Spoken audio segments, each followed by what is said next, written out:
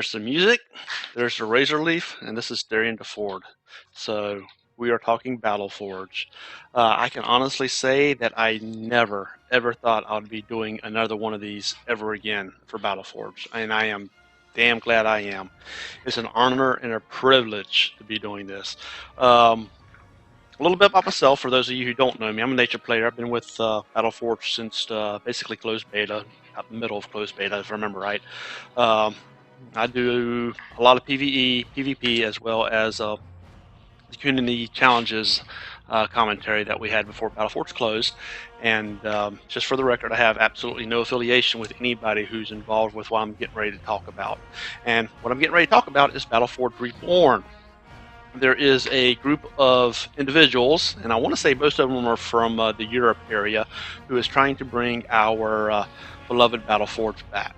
And for those of you who don't know what Battle Forge is, Battle Forge was actually a computer collectible trade card game that was created by Phenomic and published by EA Electronic Arts. It was done in 2009, and it was shut down in October 31st of 2013, much to the dismay of the entire community. We thought EA was just, yeah, I won't go there.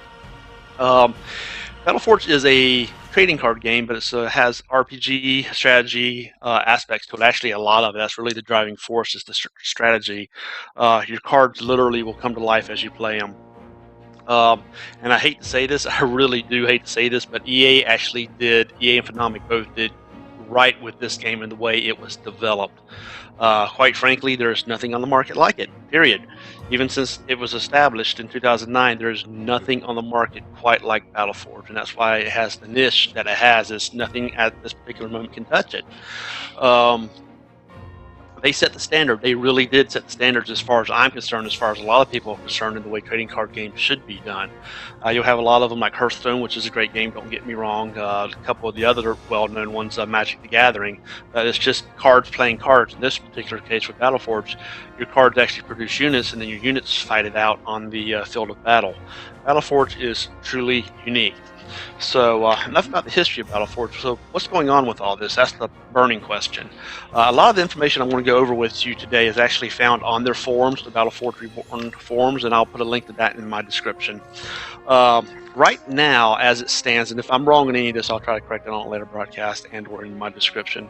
But right now, the devs have pretty much set up a rough timeline, a schedule, if you will, and they want to start a technical alpha by September 31st of this year. At least that's their schedule anyway, and we all know how schedules can change and go awry. But the technical alpha is basically going to consist of getting testers in the game, testing out the social aspects, the mail, the friends list, I'm assuming the auction house, all the technical aspects. It won't really be mission oriented, of course, the PvE and PvP aspects of it, just to make sure all the back end stuff is working. And I kind of like the way they're choosing the people who are testing, because I'm sure it'll be the dev team and a few select others, but members from the general community have the ability to get in there, and the rule is, so long as you are active on the forums and you contribute meaningful content to the project, and by that is like informational guides, advice, noob stuff, all that relatively good player type atmosphere, if you will. And I think that's actually a really good way of doing it. That's a good place of doing it. You're not going to do just like a random drawing, because you want people who are there who want to test, who want this game to survive. And I absolutely agree with the way they're doing that. Once the technical alpha is done, they're going to go into the beta. And at this particular moment, there's no information available on when they want to do beta. And then obviously after beta will come the live release. To my knowledge, according to the forums anyway, there's no public date on when the live release will come out for all of us to use it. However, I have to, being an outside observer and being involved with projects like this in the past, actually a lot of projects like this in the past, I would caution the devs not to drag it out too long, and we'll cover this a little bit more later on. But Battle Forge has got huge momentum building right now, huge momentum. And you really don't want to lose it, so you really don't want to drag stuff out if you can help it. Now, obviously, if there's problems that crop up, you've got to try to wrap it up as quick as you can. The game itself is already completed. All they're doing is trying to get familiar with it, trying to figure out how stuff works, and I know it takes a lot of time understanding code because I'm sure there's thousands and thousands of lines of code. And if you didn't write it, you have to go through, shift it, figure out how they did it, and figure out how everything's actually intertwined and works together. The website's been up for, what, a little over 2 months, I think, now. And I registered about a week after it went online. I've kind of been laying in the background, just waiting for them to get a foundation before I did something like this. And that's exactly what they've done. 2 months later, after they put the website up, there's almost 1,900 people registered on the forums. Now, you might be saying, 1,900, that's not really that much. But when you consider there's been no marketing, no advertisement, no money, real money put into spreading the word, and it's been all word of mouth, that's absolutely astonishing. It's amazing. It's mind-blowing when you really want to think of the grand scheme of things. Absolutely mind-blowing. So my hat's off to these guys. They are really, really trying to bring this game back, and I hope they succeed, and I will do what I can. I'm sure a lot of other people will as well. But just the power of word of mouth, and I hope in time in the future that continues to snowball. This isn't the first attempt to bring Battle Force back. There's been multiple others, and in my own personal opinion, there's only worth noting one other, and that's Legacy Reforged. The main difference between Legacy and Battle Forge Reborn is Legacy is actually trying to build the game from the ground up, and they've been trying to do it for a while, and it's going to take time because I think they only have one, maybe two people working on it, and trying to build a game this massive is going to take a lot of time. So a shout out to them, and I would love to see a merger between the two teams trying to do this. I think that would actually be a good merger. It's just to say, okay, we're trying to accomplish the same thing, and let's put our minds together. Whether or not that'll happen, I don't know. But one thing I will say is whoever's doing the modeling work for Legacy, they are extremely good at it. Some of the models that they've come out with that they've put on their Facebook page and their webpage are absolutely awesome. It actually puts to shame some of the stuff that's actually currently in Battle Forge. So shout out to them, and hopefully best of luck to them, and I will see what I can do in regards to comments for them once the game gets a little bit further along. Some people have asked about the issues with EA and copyright issues, and if there's going to be any legal action, blah, blah, blah, blah, blah. Right now, it's my understanding that so long as Battle Forge Reborn doesn't show a profit or doesn't try to make money or ask for money, then they're pretty much clear to do whatever they want to do. Now, they're obviously asking for donations strictly for the server, because a server of this magnitude is going to cost a pretty penny, especially a good one. So my advice is, if you really want to support this game, give them a few extra spare dollars that you have, and let us get a server that can really, really handle the load that we want it to handle. Right now, it is a completely free-to-play game, and they are asking for donations for the server. Whatever else that money's going to be spent on, I've heard some stuff on the rumors or on the forums about charity and this and that. I don't quite know how that's going to work, and I may address that later on once more information becomes available, because I know there's some legalities there. They got to be real careful not to do too much. But right now, it's looking really, really good. So once they get this thing up and running, how's it going to go? For the moment, it's my understanding, it was been posted on the boards, that everybody's going to start with what used to be the free-to-play deck. Now, I got to get clarification on whether that's going to be just the one deck or all four pure orb decks: Fire, Shadow, Frost, and Nature. I'm hoping it's all four. That way you can actually have a little bit more versatility in your starting decks. It's also the system for upgrading your cards from level 1 to level 2 to level 3 is pretty much going to stay intact, and I'll cover that a little bit more later on. So you'll still be able to upgrade them through PvP tokens, RPEVE tokens, and PvE upgrades. One issue that killed Battle Forge initially was EA's or Electronic Arts' non-ability to market this game. They flat out sucked at it. I mean, they did an initial marketing campaign when the game was first released. That's how I found out about it, and that's how a lot of other people found out about it. But after about 4-6 months, give or take, I mean, their marketing just went downhill. So I'm hoping that with this game here, that with the way the word of mouth is spreading, and once the game gets up and once it starts really gaining momentum, that they can do something about marketing and about advertisement, getting the word back out that this game is up and going. Because I'm telling you, this game is unique. There's no other trading card game like it, and once you understand it, once you figure out how to play it, you will never want to play another game whatsoever. And I think that's one thing that they have to truly hammer home about this. This game is truly free to play. There's no money involved whatsoever unless you want to donate for the server. It's not pay to win. So you could just be Joe Schmo and want to play the game, and boom, you want to have the same start that everybody else did. And that's the true grit of this, is money's not going to buy you anything in this game. So I think that needs to be really, really hammered home. It's truly a free-to-play game. They stated that they have some ideas for marketing. I don't know what those are, and I'm sure they'll come out later on. And I'm sure they're going to be asking the community for help on some of this stuff, like some from me and some of the other commenters that usually did the Battleforge stuff. And I'll be more than happy to help, and we'll see what happens. That's basically the gist of what we have right now. Most of this, like I said, most of this information is available on the forums. I think it's good information on the forums. I didn't cover it off. A shout out to Misfito Ross. I think that's how you pronounce his name. He compiled a lot of this in a single thread on the forum, so that's where I got a lot of my information from, as well as talking to a few other people. And just my take on a few things. I want to offer my advice as well as some pros and cons to the game. Is like I mentioned earlier, you want to keep your alphas and your betas, if you can, relatively short. The game, for the most part, is pretty much completed, and all you have to do is, I know devs have to figure out how things work and how they're all intertwined, but keep it short.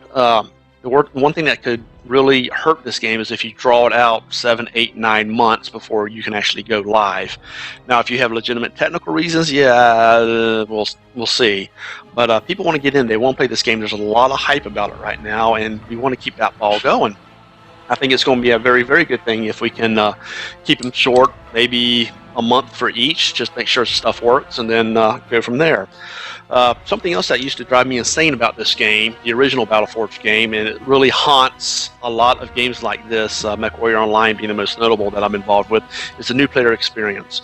The original Battleforge game sucked when it came to the new player experience from EA and Phenomic's perspective. They didn't really give the new player the tools they needed to learn the game.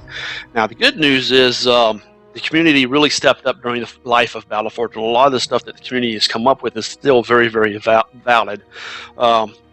Battleforge has a very steep learning curve for PvE and an even bigger learning curve for PvP. I mean, it takes you months and months to get good at PvE.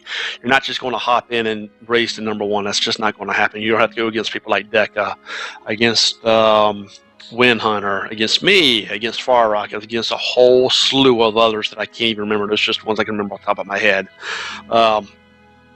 But it does have a learning curve. And like I said, the community has really stepped up. There's a lot of good guides out there, and the community right now is trying to get them all into one place so the new player can read about it. I'm sure Wind Hunter, I'm sure Far Rocket, and definitely me will go back and redo some of the stuff that we've done in the past to make it a little bit more user-friendly. Another commenter out there is Monoxen. Monoxen was really the original commenter on Battleforge. He did the community challenges, and I followed in his footsteps, so a shout out to him. I know he's dealing with other projects right now. I think one thing that would really help this game, they really need to spend some time on, is doing a tutorial for each deck: Fire, Shadow, Nature, and Frost. I don't think you have to get into the mixed ones like the Lost Souls and the Ami Edition and the Twilight Edition, but just the 4 core factions. Do a tutorial for each. Show the strengths and the weaknesses of each. Fire's all offense. Frost is defensive. Nature's heals and crowd control.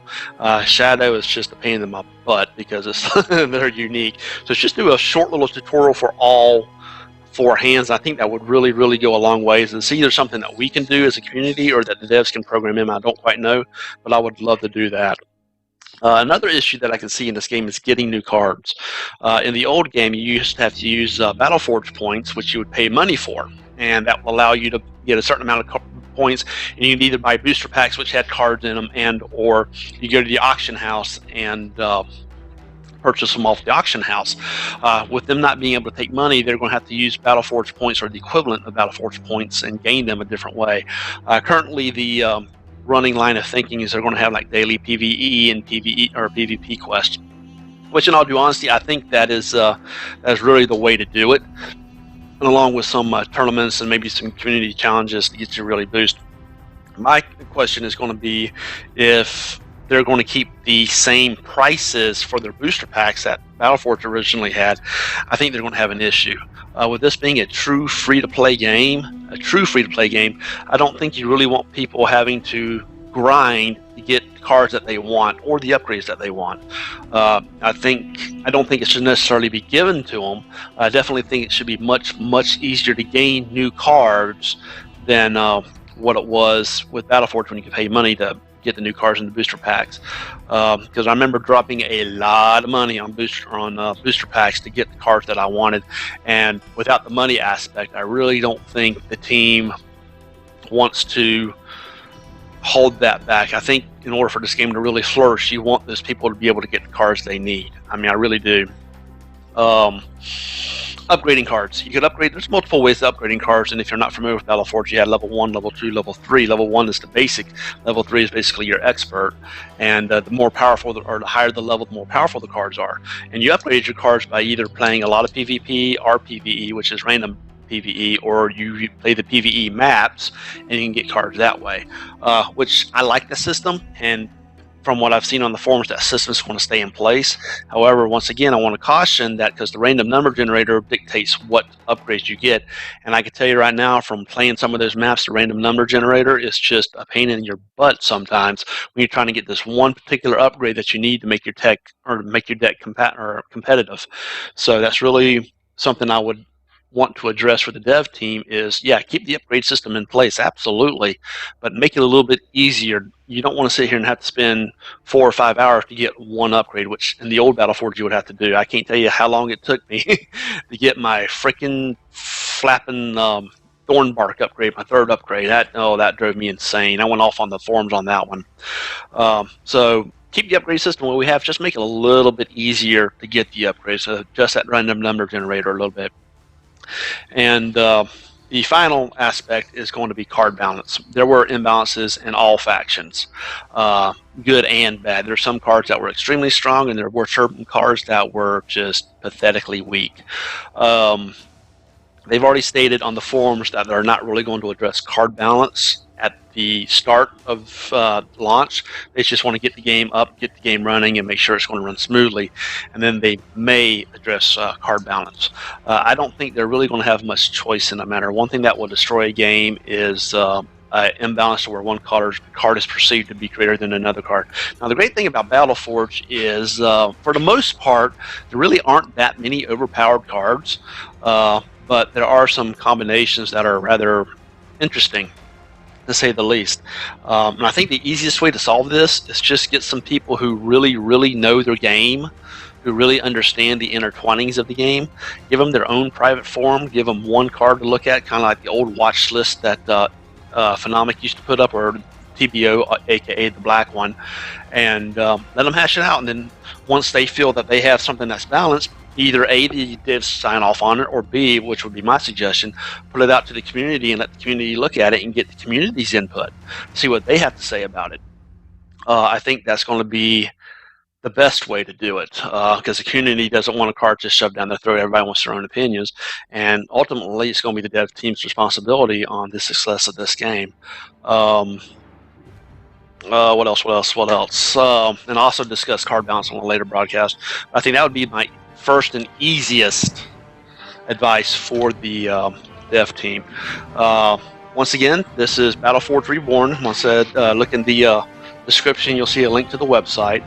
I have to admit, I have my hopes up. I really do have my hopes up. I am wanting this to succeed because I miss Battleforge. A lot of people miss Battleforge. It was a great game. And anything I can do to help, I will try to help. I know some of the old commenters are kind of sort of staying away until things are a little bit more in motion, but I might as well just go ahead and jump in with both feet and see what I can do to help, because like I said, I love this game. It fills a niche that is no longer there. And my advice is, once this thing gets up and running, log in, try it, play it. You're going to see just how different this card game is than any other card game, and there's no other game like it. And all I have to say is, nature rocks, because I'm a pure nature player, and nature's where it is. This is Darian DelFord signing off, and I hope I have a lot more of these coming. Y'all have a great day. Until next time.